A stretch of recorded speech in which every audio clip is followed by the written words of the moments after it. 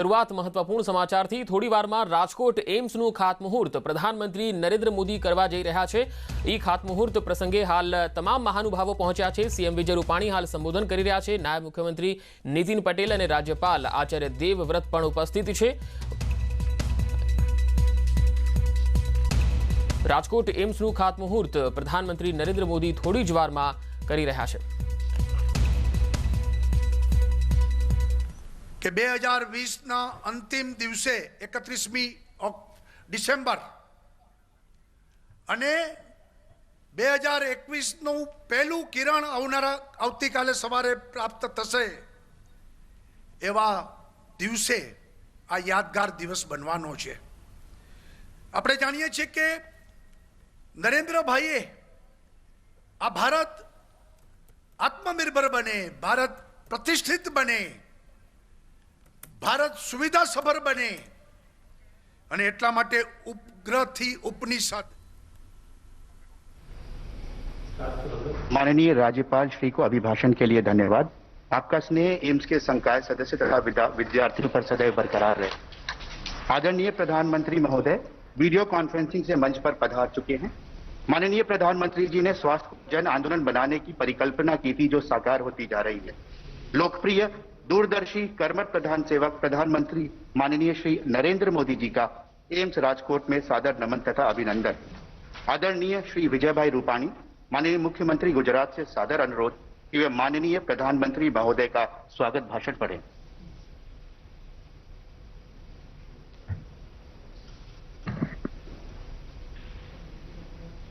आज के इस कार्यक्रम में उपस्थित भारत के कोटि कोटि जनता के हृदय सम्राट हमारे प्रधानमंत्री आदरणीय नरेंद्र भाई मोदी जी, राज्यपाल गुजरात महोदय आचार्य देवव्रत जी, केंद्रीय स्वास्थ्य मंत्री डॉक्टर हर्षवर्धन जी, श्री अश्विनी कुमार चौबे जी, उप मुख्यमंत्री आदरणीय श्री नितिन भाई, मंचस्थ सब हमारे गुजरात के मंत्री, सांसद, एम्स कमेटी के लोग, भाइयों बहनों, गुजरात की 6.5 करोड़ की जनता की ओर से मैं प्रधानमंत्री जी का बहुत बहुत स्वागत करता हूं। आज का यह दिन गुजरात के लिए खास दिन है। आज आप गुजरात को एम्स जैसे बड़े मेडिकल इंस्टीट्यूट का उपहार देने जा रहे हैं। इसके लिए मैं गुजरात की जनता की ओर से फिर से मैं आपका आभार व्यक्त करता हूं। आपके मार्गदर्शन में आज गुजरात मेडिकल हब बनने की ओर आगे बढ़ रहा है। जब आप गुजरात के मुख्यमंत्री थे तब आपने गुजरात को भारत का मेडिकल हब बनाने का जो लक्ष्य तय किया था, इसके लिए आपने कई प्रयास भी शुरू किए थे। आज आपके वो प्रयास पूरी तरह से फलीभूत हो रहे हैं। आपके द्वारा शुरू की गई मां योजना गुजरात के गरीब और मध्यम वर्ग के लोगों के लिए काफी लोकप्रिय है। मां योजना और मां अमृतम वात्सल्य की लोकप्रियता को देखते हुए हमने इसमें कुछ और सुविधाएं भी बढ़ाई है, ताकि ज्यादा से ज्यादा गरीब लोगों को सुविधा प्राप्त हो। साथ ही आयुष्मान भारत और दूसरी मेडिकल सेवाएं भी गुजरात में बहुत ही अच्छे से लागू की गई है। आपके द्वारा मेडिकल क्षेत्र में किए गए सुधार के कारण गुजरात में मेडिकल इंफ्रास्ट्रक्चर के क्षेत्र में भी काफी विकास हुआ है। विशेष रूप में ये बताना चाहता हूं कि साल 2001 में गुजरात में केवल 9 मेडिकल कॉलेज थे और मेडिकल सीटों की संख्या भी मात्र 1000 के आसपास थी। वहां आज की बात करूं तो गुजरात में आज 31 मेडिकल कॉलेज है और मेडिकल सीटों की संख्या भी करीब 6000 से ज्यादा हो गई है। प्रधानमंत्री जी, आपकी दूरदर्शिता और परिश्रम के कारण आज एशिया की सबसे बड़ी सिविल हॉस्पिटल और U N Mehta institute of research centres जैसे world class medical infrastructure Gujarat में मौजूद है।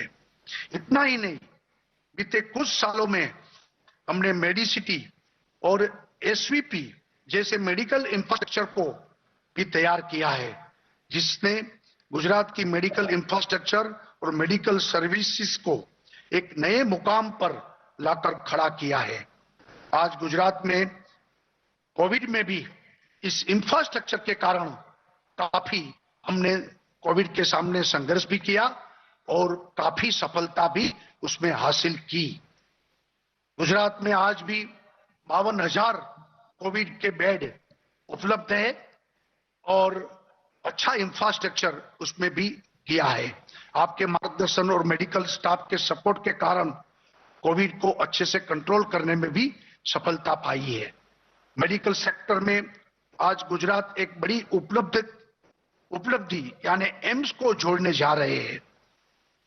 1200 करोड़ रुपए की लागत से 200 एकड़ में एक विशाल जगह पर बनाया जाने वाला ये एम्स 2 साल में 2022 में शुरू हो जाएगी।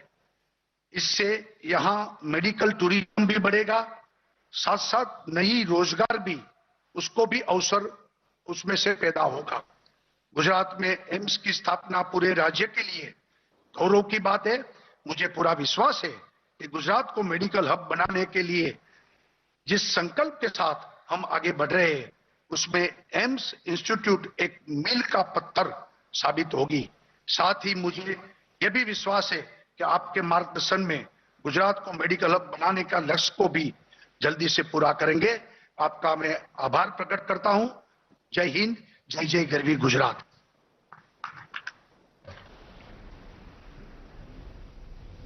एम्स राजकोट के निर्माण स्थल पर मौजूद हम सभी के लिए यह एक ऐतिहासिक क्षण है। माननीय प्रधानमंत्री महोदय से सादर आग्रह है कि वे रिमोट का बटन दबाकर अखिल भारतीय आयुर्विज्ञान संस्थान राजकोट का शिलान्यास करें।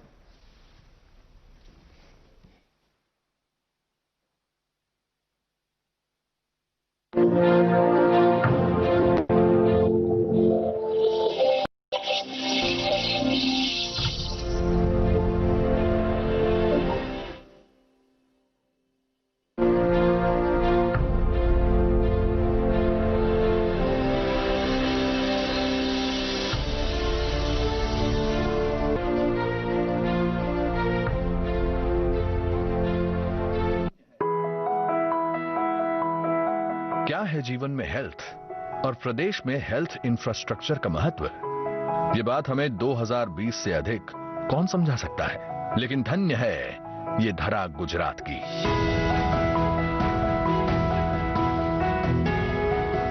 जहां दूरदर्शी नेतृत्व ने बहुत पहले ही मेडिकल कॉलेज, मेडिकल इंफ्रास्ट्रक्चर और मेडिकल पॉलिसी की कमियों को पूरा किया। गुजरात के मुख्यमंत्री के रूप में प्रधानमंत्री श्री नरेंद्र मोदी ने हेल्थ इंश्योरेंस नहीं, हेल्थ अश्योरेंस की नीति अपनाई। गरीब के निशुल्क इलाज की नई रीति बनाई। स्वास्थ्य को गुजरात की तरक्की की सीढ़ी बनाया। इसीलिए राष्ट्रीय और अंतर्राष्ट्रीय स्तर के संस्थानों के साथ आज गुजरात देश के मेडिकल हब के रूप में उभरा है। न केवल आसपास के राज्यों से बल्कि पड़ोसी देशों के नागरिकों के लिए भी आयुष्मान बना है गुजरात। ऑपरेशन कितना भी जटिल क्यों न हो, गुजरात के पास काबिल डॉक्टर्स की सेना तैयार है। 30 मेडिकल कॉलेजों के साथ जिसका दिन ब दिन विस्तार भी हो रहा है। मुख्यमंत्री विजय भाई रूपाणी और उप मुख्यमंत्री एवं स्वास्थ्य मंत्री नितिन भाई पटेल के नेतृत्व में कोविड-19 के समय में भी गुजरात ने अपने स्वभाव के अनुसार साहस और क्षमता का परिचय दिया। 735 कोविड अस्पताल, 70,000 बेड्स, 1,700 से अधिक धन्वंतरी रथ, 20 लाख से अधिक लोगों के घर घर टेस्टिंग ड्राइव के साथ गुजरात ने कोरोना पर न केवल काबू पाया बल्कि गुजरात के हेल्थ मैनेजमेंट की सराहना एम्स, नीति आयोग और WHO ने भी की। मेडिकल के साथ फार्मा और वैक्सीन डेवलपमेंट क्षेत्र का भी विकास हुआ है। यही वजह है जो आज कोरोना वैक्सीन के ट्रायल रन के लिए भी गुजरात का चयन हुआ है। प्रधानमंत्री जी के मार्गदर्शन में इस वर्ष गुजरात में 5 नए मेडिकल कॉलेजों में 500 MBBS सीटों की बढ़ोतरी होने जा रही है। इसी परंपरा को आगे बढ़ाते हुए गुजरात की मेडिकल यश गाथा में आज एक और स्वर्णिम अध्याय जुड़ने जा रहा है। राजकोट एम्स।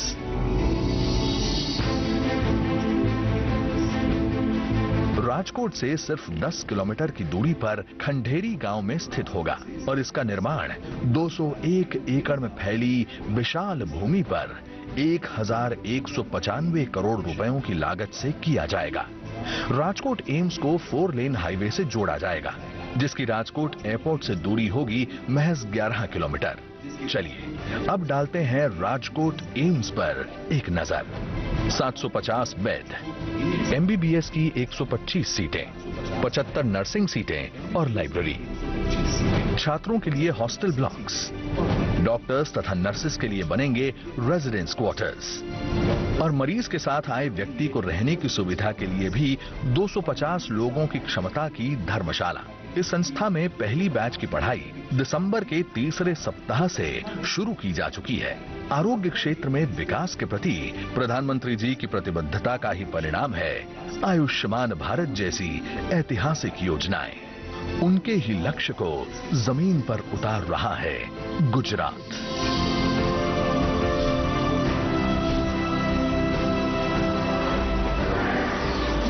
एम्स राजकोट का शिलान्यास करने जा रहे हैं प्रधानमंत्री नरेंद्र मोदी।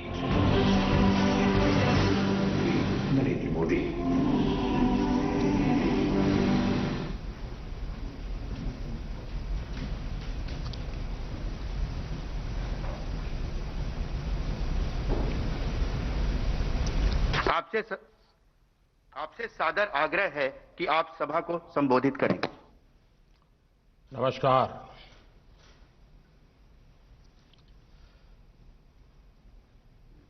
કેમ છે ગુજરાતમાં ઠંડી વંડી છે કે નહીં?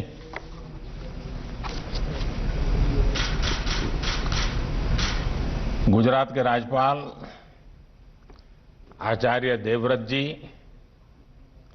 मुख्यमंत्री श्रीमान विजय भाई रूपाणी, विधानसभा स्पीकर श्री राजेंद्र त्रिवेदी जी, केंद्रीय स्वास्थ्य मंत्री डॉक्टर हर्षवर्धन जी, डिप्टी सीएम भाई नितिन पटेल जी, मंत्रिमंडल के मेरे साथी श्रीमान अश्विनी चौबे जी, मनसुख भाई मांडविया, पुरुषोत्तम रूपाला, गुजरात सरकार में मंत्री श्री भूपेंद्र सिंह चुड़ासमा, श्री किशोर कानानी, अन्य सभी मंत्रीगण, सांसदगण, धारासभ्यगण, अन्य सभी महानुभाव, भाइयों और बहनों,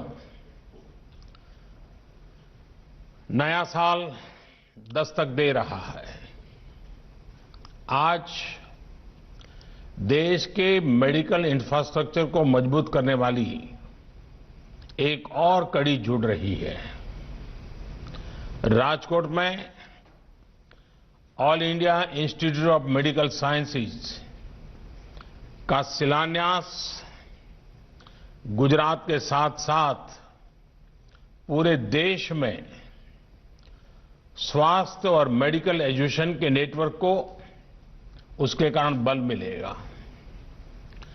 भाई और बहनों, साल 2020 को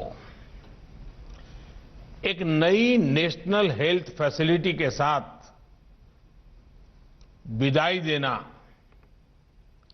इस साल की चुनौतियों को भी दर्शाता है और नए साल की प्राथमिकताओं को भी स्पष्ट करता है। ये साल पूरी दुनिया के लिए स्वास्थ्य के रूप में अभूतपूर्व चुनौतियों का साल रहा है। इस साल ने दिखाया है कि स्वास्थ्य ही संपदा है। ये कथा हमें हमारे पूर्वजों ने क्यों सिखाई है, ये हमें बार बार क्यों रटाया गया है, ये 2020 ने हमें भली भांति सिखा दिया। स्वास्थ्य पर जब चोट होती है तो जीवन का हर पहलू बुरी तरह से प्रभावित होता है। और सिर्फ परिवार नहीं, पूरा सामाजिक दायरा उसकी लपेट में आ जाता है। और इसलिए साल का यह अंतिम दिन भारत के उन लाखों डॉक्टर्स, हेल्थ वॉरियर्स, सफाई कर्मियों, दवा दुकानों में काम करने वाले और दूसरे फ्रंटलाइन कोरोना योद्धाओं को याद करने का है, जो मानवता की रक्षा के लिए लगातार अपने जीवन को दांव पर लगा रहे हैं। कर्तव्य पथ पर जिन साथियों ने अपना जीवन दे दिया है, मैं आज उन सबको आदरपूर्वक नमन करता हूं। आज देश उन साथियों को, उन वैज्ञानिकों को, उन कर्मचारियों को भी बार बार याद कर रहा है, जो कोरोना से लड़ाई के लिए जरूरी मेडिकल इंफ्रास्ट्रक्चर तैयार करने में दिन रात जुटे रहे हैं। आज का दिन उन सभी साथियों की सराहना का है, जिन्होंने इस मुश्किल दौर में गरीब तक भोजन और दूसरी सुविधाएं पहुंचाने में पूरे समर्पण के साथ काम किया। इतना लंबा समय, इतनी बड़ी आपदा, लेकिन ये समाज की सामूहिक संगठित ताकत, समाज का सेवा भाव, समाज की संवेदनशीलता, उसी का नतीजा है कि देशवासियों ने किसी गरीब को भी इस कठिनाई भरे दिनों में रात को भूखा सोने नहीं दिया। ये सब नमन के पात्र हैं, आदर के पात्र हैं। साथियों, मुश्किल भरे इस साल ने दिखाया है कि भारत जब एकजुट होता है तो मुश्किल से मुश्किल संकट का सामना वो कितनी प्रभावी तरीके से कर सकता है। भारत ने एकजुटता के साथ जिस प्रकार समय पर प्रभावी कदम उठाए, उसी का परिणाम है कि आज हम बहुत बेहतर स्थिति में हैं। जिस देश में 130 करोड़ से ज्यादा लोग हों, घनी आबादी हो, वहां करीब करीब 1 करोड़ लोग इस बीमारी से लड़कर जीत चुके हैं। कोरोना से पीड़ित साथियों को बचाने का भारत का रिकॉर्ड दुनिया से बहुत बेहतर रहा है। वहीं अब संक्रमण के मामले में भी भारत लगातार नीचे की तरफ जा रहा है। भाइयों और बहनों, साल 2020 में संक्रमण की निराशा थी, चिंताएं थी, चारों तरफ सवालिया निशान थे। 2020 की वो पहचान बन गई, लेकिन 2021 इलाज की आशा लेकर के आ रहा है। वैक्सीन को लेकर भारत में हर जरूरी तैयारियां चल रही हैं।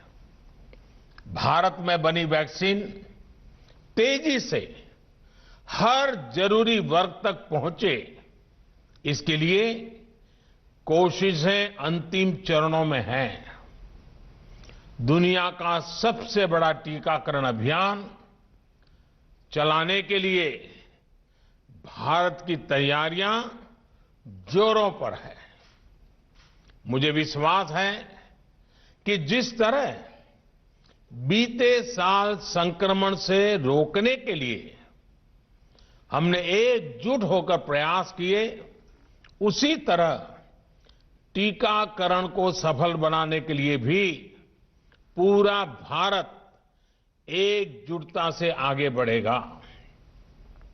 साथियों, गुजरात में भी संक्रमण को रोकने के लिए और अब टीकाकरण के लिए तैयारियों को लेकर प्रशंसनीय काम हुआ है। बीते 2 दशकों में जिस प्रकार का मेडिकल इंफ्रास्ट्रक्चर गुजरात में तैयार हुआ है, वो एक बड़ी वजह है कि गुजरात कोरोना चुनौती से बेहतर तरीके से निपट पा रहा है। एम्स राजकोट गुजरात के हेल्थ नेटवर्क को और सशक्त करेगा, मजबूत करेगा। अब गंभीर से गंभीर बीमारियों के लिए राजकोट में ही आधुनिक सुविधा उपलब्ध हो रही है। इलाज और शिक्षा के अलावा इससे रोजगार के भी अनेक अवसर तैयार होंगे। नए अस्पताल में काम करने वाले लगभग 5,000 सीधे रोजगार उपलब्ध होंगे। इसके साथ साथ रहन सहन, खाने पीने, ट्रांसपोर्ट, दूसरी मेडिकल सुविधाओं से जुड़े अनेक अप्रत्यक्ष रोजगार भी यहां बनेंगे। और हमने देखा है कि जहां बड़ा अस्पताल होता है तो उसके बाहर एक छोटा शहर ही बस जाता है। भाइयों और बहनों, मेडिकल सेक्टर में गुजरात की इस सफलता के पीछे 2 दशकों का अनवरत प्रयास है, समर्पण और संकल्प है। बीते 6 सालों में पूरे देश में जिस इलाज और मेडिकल एजुकेशन को लेकर जिस स्केल पर काम हुआ है, उसका निश्चित लाभ गुजरात को भी मिल रहा है। साथियों, बड़े अस्पतालों की स्थिति, उन पर दबाव से आप भी भलीभांति परिचित हैं। स्थिति ये थी कि आजादी के इतने दशकों के बाद भी सिर्फ 6 एम्स ही बन पाए थे। 2003 में अटल जी की सरकार ने 6 और एम्स बनाने के लिए कदम उठाए थे। उनके बनाते बनाते 2012 आ गया था, यानी 9 साल लग गए थे। बीते 6 सालों में 10 नए एम्स बनाने पर काम शुरू कर चुके हैं, जिनमें से कई आज पूरी तरह से काम शुरू कर चुके हैं। एम्स के साथ साथ देश में 20 एम्स जैसे ही सुपर स्पेशलिटी हॉस्पिटल्स का निर्माण भी किया जा रहा है।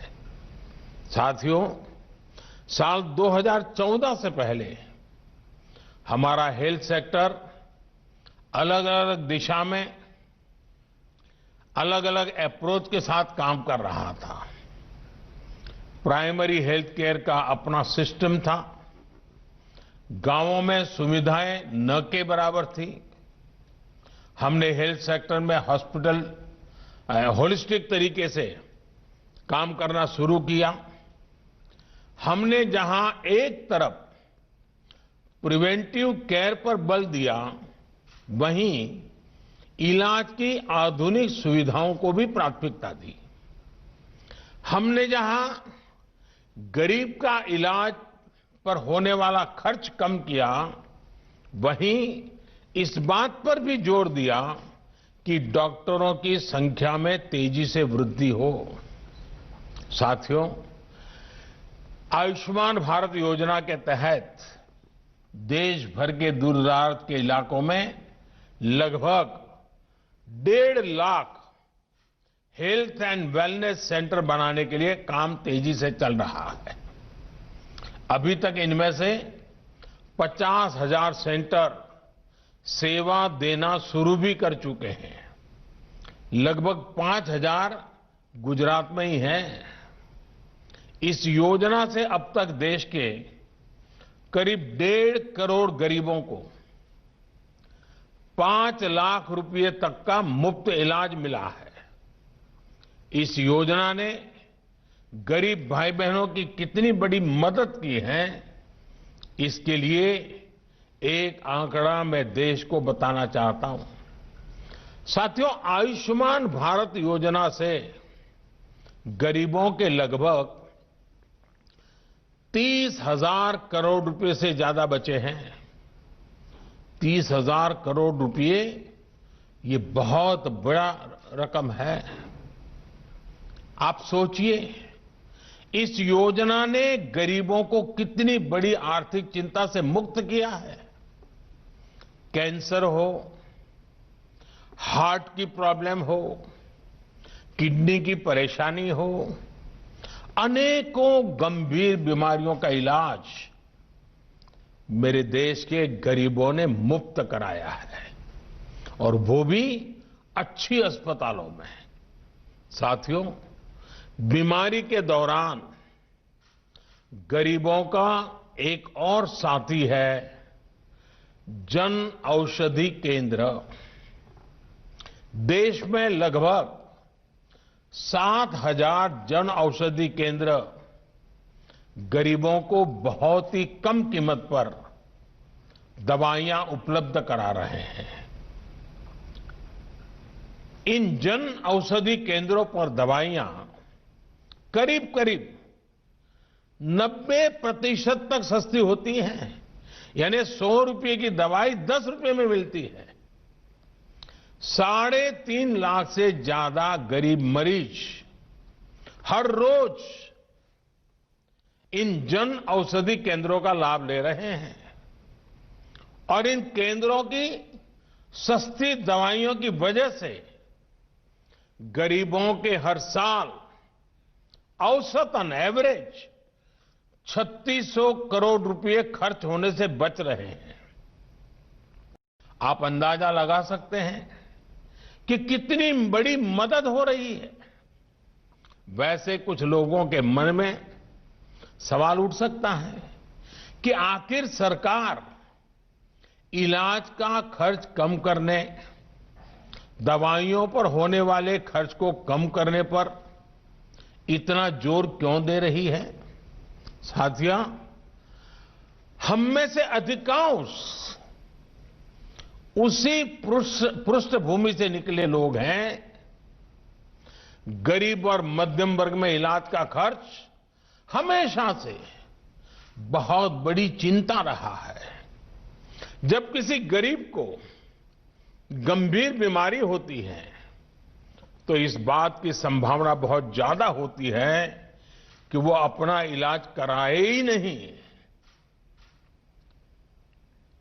इलाज के लिए पैसे न होना, घर के अन्य खर्च, अपनी जिम्मेदारियों की चिंता व्यक्ति के व्यवहार में ये बदलाव ला ही देती है। और हमने देखा है, जब गरीब बीमार हो जाता है, पैसे नहीं होते हैं, तो वो क्या करता है, दोरे धागे की दुनिया में चला जाता है, पूजा पाठ की दुनिया में चला जाता है। उसको लगता है शायद वहीं से बच जाऊंगा, लेकिन वो इसलिए जाता है, हम ये ना कहें कि वो अंधश्रद्धा है, वो इसलिए जाता है कि उसके पास सही जगह पर जाने के लिए पैसे नहीं हैं, गरीबी उसको परेशान कर रही है। साथियों, हमने ये भी देखा है कि जो व्यवहार पैसे की कमी की वजह से बदल जाता है, वही व्यवहार जब गरीब के पास एक सुरक्षा कवच होता है तो वे एक आत्मविश्वास में बदल जाता है।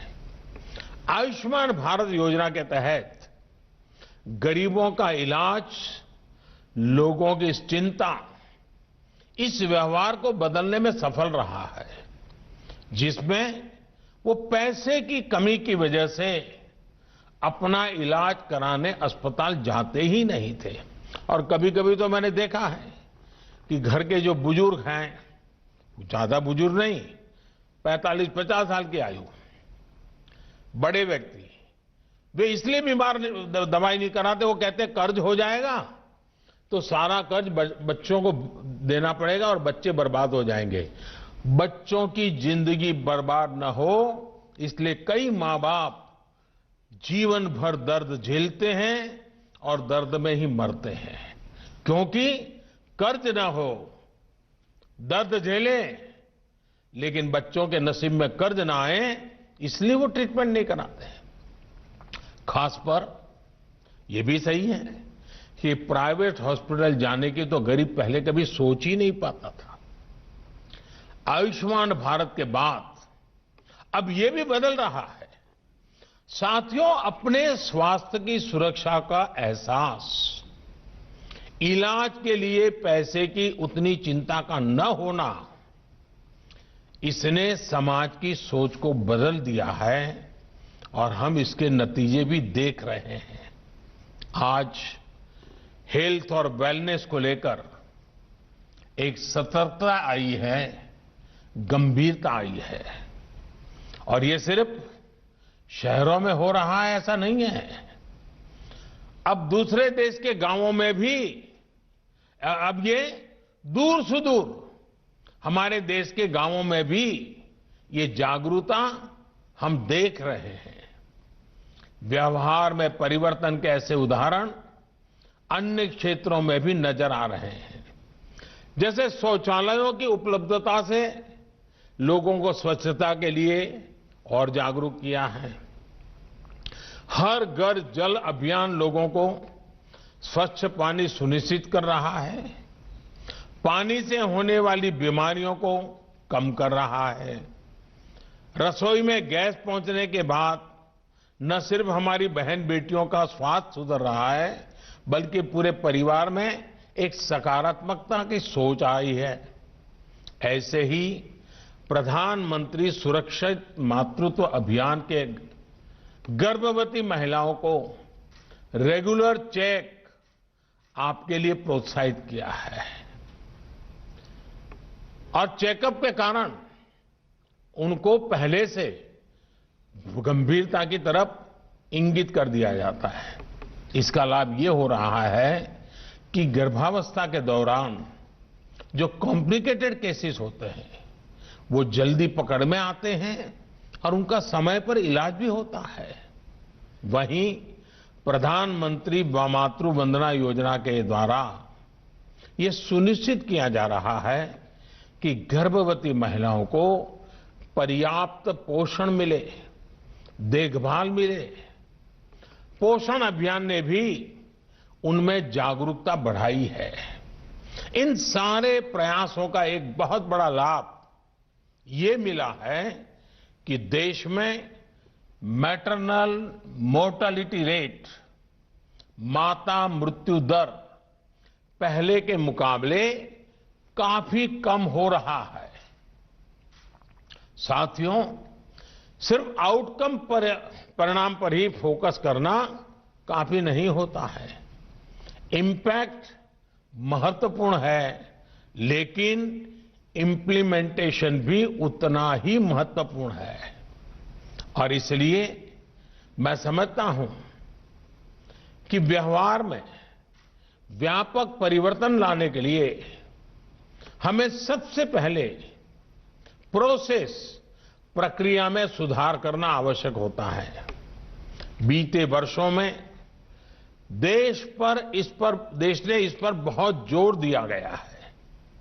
इसका नतीजा यह है, हम देख रहे हैं कि देश के हेल्थ सेक्टर में जहां जमीनी स्तर पर बदलाव आ रहा है और लोगों को जो सबसे बड़ी चीज मिली है वो है एक्सेस, स्वास्थ्य सुविधाओं तक उनकी पहुंच। और मैं स्वास्थ्य और शिक्षा के एक्सपर्ट से आज ये भी आग्रह करूंगा कि वो सरकार की इन योजनाओं का बेटियों की एजुकेशन पर जो प्रभाव पड़ा है उसका जरूर अध्ययन करें। ये योजनाएं, ये जागरूकता एक बड़ी वजह है जो स्कूलों में बेटियों की ड्रॉप आउट रेट में कमी ला रही है। साथियों, देश में मेडिकल एजुकेशन को बढ़ावा देने के लिए भी मिशन मोड पर काम चल रहा है। मेडिकल एजुकेशन की मैनेजमेंट में जुड़ी समस्याओं में रिफॉर्म्स किए, पारंपरिक भारतीय चिकित्सा से जुड़ी शिक्षा में भी जरूरी रिफॉर्म्स किए। नेशनल मेडिकल कमीशन बनने के बाद हेल्थ एजुकेशन में क्वालिटी भी बेहतर होगी और क्वांटिटी को लेकर भी प्रगति होगी। ग्रेजुएट्स के लिए नेशनल एग्जिट टेस्ट, उसके साथ साथ 2 साल का पोस्ट एमबीबीएस डिप्लोमा हो या फिर पोस्ट ग्रेजुएट डॉक्टर के लिए डिस्ट्रिक्ट रेसिडेंसी स्कीम हो, ऐसे नए कदमों से जरूरत और गुणवत्ता दोनों स्तर पर काम किया जा रहा है। साथियों, लक्ष्य ये है कि हर राज्य तक एम्स पहुंचे और हर 3 लोकसभा क्षेत्र के बीच में एक मेडिकल कॉलेज जरूर हो। इन्हीं प्रयासों का परिणाम है कि बीते 6 साल में एमबीबीएस के 31,000 नई सीटें और पोस्ट ग्रेजुएट में 24,000 नई सीटें बढ़ाई गई है। साथियों, हेल्थ सेक्टर में भारत जमीनी स्तर पर बड़े परिवर्तन की ओर बढ़ रहा है। अगर 2020 हेल्थ चैलेंजेस का साल था, तो 2021 हेल्थ सॉल्यूशंस का साल होने वाला है। 2021 में विश्व स्वास्थ्य को लेकर से और ज्यादा जागरूक होकर समाधानों की तरफ बढ़ेगा। भारत ने भी जिस तरह 2020 में हेल्थ चैलेंजेस में से निपटने में अपना योगदान दिया है, वो दुनिया ने देखा है। मैंने शुरू में इनका जिक्र भी किया है। साथियों, भारत के ये योगदान 2021 में हेल्थ सॉल्यूशंस के लिए, सॉल्यूशंस की स्केलिंग के लिए महत्वपूर्ण होने वाला है। भारत फ्यूचर ऑफ हेल्थ और हेल्थ ऑफ फ्यूचर दोनों में ही सबसे महत्वपूर्ण रोल निभाने जा रहा है। जहां दुनिया को कॉम्पिटेंट मेडिकल प्रोफेशनल्स भी मिलेंगे, उनका सेवा भाव भी मिलेगा। यहां दुनिया को मास इम्यूनाइजेशन का एक्सपीरियंस भी मिलेगा और एक्सपर्टाइज भी मिलेगी। यहां दुनिया को हेल्थ सॉल्यूशंस और टेक्नोलॉजी को इंटीग्रेट करने वाले स्टार्टअप्स और स्टार्टअप इकोसिस्टम भी मिलेगा। ये स्टार्टअप्स हेल्थ केयर को एक्सेसिबल भी बना रहे हैं और हेल्थ आउटकम्स को इंप्रूव भी कर रहे हैं। साथियों, आज हम सब ये देख रहे हैं कि बीमारियां अब कैसे ग्लोबलाइज हो रही है। इसलिए ये समय की और ये समय है कि हेल्थ सॉल्यूशंस भी ग्लोबलाइज हो, दुनिया एक साथ आकर प्रयास करे, रिस्पॉन्ड करे। आज अलग थलग प्रयास, साइलोज में काम करना, ये रास्ता काम आने वाला नहीं है। रास्ता है सबको साथ लेकर चलना, सबके लिए सोचना। और भारत आज एक ऐसा ग्लोबल प्लेयर है जिसने ये करके दिखाया है। भारत ने डिमांड के मुताबिक एडप्ट, इवॉल्व एंड एक्सपांड करने की अपनी क्षमता को साबित किया है। हम दुनिया के साथ आगे बढ़े, कलेक्टिव एफर्ट्स में वैल्यू एडिशन किया और हर चीज से ऊपर उठकर हमने सिर्फ और सिर्फ मानवता को केंद्र में रखा, मानवता की सेवा की। आज भारत के पास क्षमता भी है और सेवा की भावना भी है। इसलिए भारत ग्लोबल हेल्थ का नर्व सेंटर बनकर उभरा है। 2021 में हमें भारत की इस भूमिका को और मजबूत करना है। साथियों, हमारे यहां कहते हैं सर्वम अन्य परित्यज्य शरीरम पालयेदतः, यानी सबसे बड़ी प्राथमिकता शरीर के स्वास्थ्य की रक्षा ही है। सब कुछ छोड़कर पहले स्वास्थ्य की ही चिंता करनी चाहिए। नए साल में हमें इस मंत्र को अपने जीवन में प्राथमिकता के साथ उतारना है। हम स्वस्थ रहेंगे तो देश स्वस्थ रहेगा। और हम ये भी जाने, जो फिट इंडिया मूवमेंट चल रहा है वो सिर्फ नौजवानों के लिए ऐसा नहीं है। हर उम्र के लोग ये फिट इंडिया मूवमेंट से जुड़ने चाहिए। और ये मौसम भी फिट इंडिया के अपने मूवमेंट को गति देने के लिए बहुत अच्छा है। कोई परिवार ऐसा ना हो, चाहे योग की बात हो, चाहे फिट इंडिया की बात हो, हमें अपने आप को स्वस्थ रखना ही होगा। बीमार होने के बाद जो परेशानियां होती हैं, स्वस्थ रखने के लिए उतने प्रयत्न नहीं करने पड़ते हैं।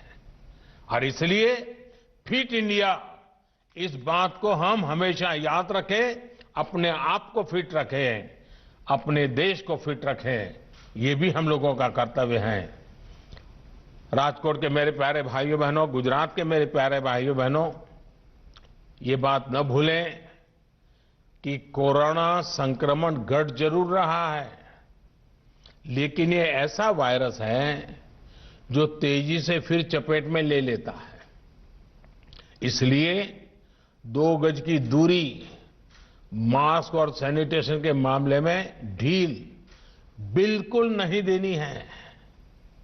नया साल हम सभी के लिए बहुत खुशियां लेकर के आए। आपके लिए और देश के लिए नया साल मंगल हो। लेकिन मैं ये भी कहूंगा, मैं पहले कहता था, जब तक दवाई नहीं तब तक ढिलाई नहीं, बार बार कहता था। अब दवाई सामने दिख रही है, कुछ ही समय का सवाल है, तो भी मैं कहूंगा, पहले मैं कहता था दवाई नहीं तो ढिलाई नहीं, लेकिन अब मैं फिर से कह रहा हूं, दवाई भी और कड़ाई भी। कड़ाई भी बरतनी है और दवाई भी लेनी है। दवाई आ गई तो सब छूट मिल गई, ये भ्रम में मत रहना। दुनिया यही कहती है, वैज्ञानिक यही कहते हैं। और इसलिए अब मंत्र रहेगा हमारा 2021 का, दवाई भी और कड़ाई भी। दूसरी एक बात, हमारे देश में अफवाहों का बाजार जरा तेज रहता है। भांति भांति के लोग अपने निजी स्वार्थ के लिए, कभी गैर जिम्मेदार व्यवहार के लिए भांति भांति अफवाहें फैलाते हैं। हो सकता है जब वैक्सीन का काम प्रारंभ हो तो भी अफवाहों का बाजार भी उतना ही तेज चलेगा। किसी को बुरा दिखाने के लिए सामान्य मानव का कितना नुकसान हो रहा है, इसकी परवाह किए बिना न जाने अनगिनत काल्पनिक झूठ फैलाए जाएंगे। कुछ मात्रा में तो शुरू भी हो चुके हैं। और भोले भाले गरीब लोग या कुछ बदइरादे से काम करने वाले लोग बड़े कन्विक्शन के साथ इसको फैलाते हैं। मेरा देशवासियों से आग्रह होगा कि कोरोना के खिलाफ एक अनजान दुश्मन के खिलाफ लड़ाई है। अफवाहों के बाजार गर्म न होने दें। हम भी सोशल मीडिया में कुछ भी देखा बिना फॉरवर्ड न करें। हम भी एक जिम्मेवार नागरिक के रूप में आने वाले दिनों में देश के अंदर स्वास्थ्य का जो अभियान चलेगा, हम सब अपनी तरफ से योगदान दें, हम सब अपनी तरफ से जिम्मेवारी उठाएं और जिन लोगों के लिए पहले ये बात पहुंचानी है उनमें हम पूरी मदद करें। जैसे ही वैक्सीन का मामला आगे बढ़ेगा, देशवासियों को समय पर उसकी सूचना मिलेगी। मैं फिर से एक बार 2021 के लिए आप सबको बहुत बहुत शुभकामनाएं देता हूं। અને રાજકોટના મારા ભાઈઓ બહેનોને આજે ઘણા સમય મને ફરી દર્શન કરવાનો મોકો મળ્યો છે। ખાસી મોટી સંખ્યામાં આપના બધાના દર્શન થઈ રહ્યા છે, આપના આશીર્વાદ મળી રહ્યા છે। મારા માટે દુઃખની પણ ઘડી છે, કારણ કે મારા એક અચ્છા મિત્ર ભાઈ અભય ભારદ્વાજ એમને અમે ગુમાવી દીધા, કોરોનાને કારણે ગુમાવી દીધા. આજે જ્યારે રાજકોટ વાસીઓની વચ્ચે આવ્યો છું ત્યારે ભાઈ અભયનું સ્મરણ થવું બહુ સ્વાભાવિક છે. હું એમને આદરપૂર્વક શ્રદ્ધાંજલિ પણ આપું છું અને ફરી એકવાર રાજકોટ વાસીઓને, ગુજરાતવાસીઓના, એમ્સ ગુજરાતના કોને કોનાના લોકો માટે છે, સૌ ગુજરાતવાસીઓને એમ્સ માટે અનેક અનેક શુભકામનાઓ, નવા વર્ષની ખૂબ ખૂબ શુભકામનાઓ. ધન્યવાદ.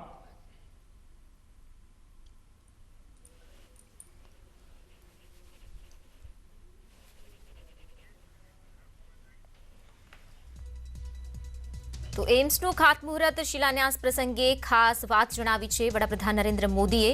એમ્સનો શિલાન્યાસ ગુજરાતની સાથે સાથે દેશને બળ આપનારું પણ બની રહેશે. વર્ષ 2020ને એમ્સના શિલાન્યાસથી વિદાય આપીએ અને ગત વર્ષની જે પરિસ્થિતિ, ખાસ કરીને કોરોનાની જે પરિસ્થિતિ રહી છે તેમાં કોરોના વોરિયર્સે પોતાનો જીવ પણ ગુમાવ્યો છે. ઘણા બધા એવા કોરોના વોરિયર્સ છે જેમને જીવ ગુમાવ્યો છે, તેમને પણ યાદ કર્યા. આ સાથે સાથે નવા વર્ષમાં નવી આશાઓ અને સ્વાસ્થ્યને પ્રથમ કર્તવ્યની સાથે પાલન કરવાને લઈને પણ ખાસ સૂચનો કર્યા છે.